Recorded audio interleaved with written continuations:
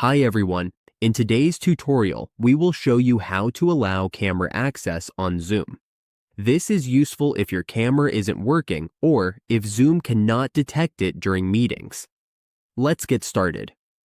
On the Zoom web app, to allow camera access, the first thing we need to do is click the padlock icon in the page information area of your browser. From there, we can allow our camera. We just need to turn this on so the camera can be used. Once that's done, we need to go to the mini profile in the upper right corner. From there, click on Settings. Under Settings, we will find the video section. We just need to make sure this is turned on. As we can see, turning this on means the camera will be active when entering or joining a meeting. This way, we can confirm the camera is working.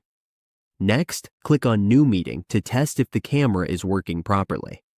From here, turn on the camera to test it on Zoom. This guide walks us through how to enable camera permissions for Zoom and adjust the necessary settings. This makes sure Zoom can access the webcam properly, so we can join video meetings without any issues. And that's how we allow camera access on Zoom. With these simple steps, we can get the camera working and join meetings with video enabled.